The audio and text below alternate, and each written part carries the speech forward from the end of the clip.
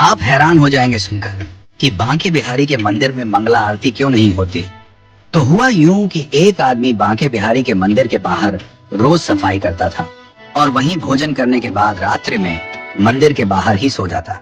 एक दिन पुजारी जी ने सोचा कि यह आदमी इतनी मेहनत करता है तो चलो इसे कोई काम देते हैं। अब आदमी से पूछा गया कि गैया चरा सकते हो। तो उस आदमी ने पूछा कि गैया किसकी है, क्योंकि मैं ठाकुर के अलावा किसी का काम नहीं करता। तो पुजारी जी ने कहा कि गैया भी ठाकुर जी की ही है। तो उसने कहा मैं कर दूंगा। तो पुजारी जी ने कहा कि तुम कल से गैया लेकर जाना और तुम्हें भोजन भी वहां जंगल में ही मिल जाएगा।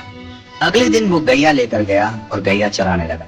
रोजाना उसके पास दोपहर में खाने के समय पर भोजन पहुंच जाता था। अब एक दिन क्या हुआ कि भोजन के समय पर भोजन नहीं आया। तो भूख की वजह से वह आदमी चिंता में आ गया। सोचने लगा कि जाकर पुजारी जी से शिकायत करूंगा और बहुत गुस्सा होने लगा। तभी एकदम से पीछे से आवाज आई कि गवाले आजा, अपना भोजन कर ले। और उसने पीछे देखा तो वहां देखा तो कोई भी नहीं, लेकिन एक पेड़ के पास लाल मखमली कपड़े में कुछ बंधा हुआ रखा। वह गवाला वहां गया और जाकर देखा कि वहां तो भोजन रखा हुआ है। उसने उस कपड़े को खोला तो देखा कि 56 भोग तरह तरह का भोजन उस मखमली कपड़े में रखा हुआ था। तो गवाले ने सोचा कि आज भोजन बहुत ज्यादा बना है, तो बनाने में थोड़ा समय लग गया होगा, इसलिए देरी हो गई। लेकिन फिर भी उसने कहा कि आज कोई आदमी दिखाई नहीं दे रहा है जो भोजन लेकर आया। तो कहीं ऐसा तो नहीं कि ठाकुर जी खुद ही भोजन लेकर आए।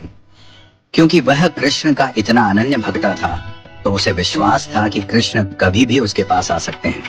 उसने आराम से भोजन किया और वो लाल कपड़े में सारे बर्तन बांध करके शाम को पुजारी जी के पास पहुंचा और जाकर बोलता है, पुजारी जी आज आपका कोई आदमी भोजन देने नहीं आया। मुझे लगता है कि आज ठाकुर जी खुद भोजन देने आए। पुजारी जी बोले कि आज तो भोजन बना ही नहीं, क्योंकि आज तो एकादशी का दिन है, आज तो व्रत है सबका। और पुजारी जी ने देखा उसके हाथ में लाल मखमली कपड़े में जो बर्तन है वो वही बर्तन है जिसमें रोज ठाकुर जी का भोग लगता है। तो पुजारी जी ने पूछा कि कोई भी तुम्हें भोजन देने नहीं आया। आदमी बोला नहीं, मुझे तो एक आवाज आई थी, ग्वाले भोजन कर ले। पुजारी जी को पता चल गया कि आज ठाकुर जी स्वयं इसके लिए भोजन लेकर गए।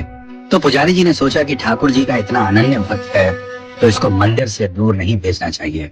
तो पुजारी जी ने कहा कि आज से तुम्हारी ड्यूटी मंदिर में ही है, यहीं रात को चौकीदारी करो, मंदिर का ध्यान रखो। मंदिर के द्वार बंद होने के बाद कोई भी मंदिर में आए जाए नहीं। तो उस रात से उस ग्वाले की ड्यूटी शुरू हो गई। वो मंदिर की चौकीदारी कर रहा था, तभी आधी रात को स्वयं बांके बिहारी बाहर आए और चौकीदार से बोले कि मुझे जाने दो। उस ग्वाले ने ठाकुर को रोक लिया। तो ठाकुर जी ने पूछा, भाई मुझे क्यों रोक रहा है, मुझे तो जाने दे। ग्वाला बोला नहीं, मुझे पुजारी जी ने बोला है कि यहाँ से कोई भी आए जाए नहीं, तो आप भी अंदर जाइए और यह आराम का समय है तो आराम कीजिए। ठाकुर जी ने कहा, भैया मुझे तो निधिवन जाना है, ये तो सदियों से मैं जाता आ रहा हूँ। अब क्योंकि ठाकुर जी तो छलिया थे तो ठाकुर जी ने ग्वाले को मोह लिया और उसे बोला कि अच्छा ऐसा करो कि तुम मेरे साथ चलो और कुछ समय वहां रहकर वापस आ जाएंगे। जब मैं यहाँ नहीं होऊंगा तो तुम चौकीदारी किसकी करोगे। अब वह मान गया और ठाकुर जी के साथ चल दिया। ठाकुर जी निधिवन के अंदर चले गए और वह निधिवन के बाहर बैठा गया। सुबह होने से कुछ समय पहले ठाकुर जी निधिवन के बाहर आए और ठाकुर जी ग्वाले के साथ वापस मंदिर आ गए। अब ठाकुर जी मंदिर के अंदर चले गए और यह बाहर पहरा देने लगा। तभी कुछ ही देर बाद पुजारी जी कुछ लोगों के साथ वहां मंगला आरती के लिए अंदर जाने लगे। तो ग्वाले ने पुजारी जी को अंदर जाने से रोक दिया। तो पुजारी जी ने कहा क्यों। तो वह आदमी बोला, रात को ठाकुर जी बाहर आए थे, मेरे को लेकर निधिवन चले गए, वहां अंदर जाकर के सारी रात रास किया और अभी अभी थोड़ी देर पहले यहाँ आए हैं, तो भैया थोड़ा आराम तो करने दो ठाकुर जी को। पुजारी जी ने सोचा कि ठाकुर जी इसका भोजन लेकर आए थे और ये कह रहा है कि कल रात को ठाकुर जी आए थे, तो इसकी बात माननी पड़ेगी।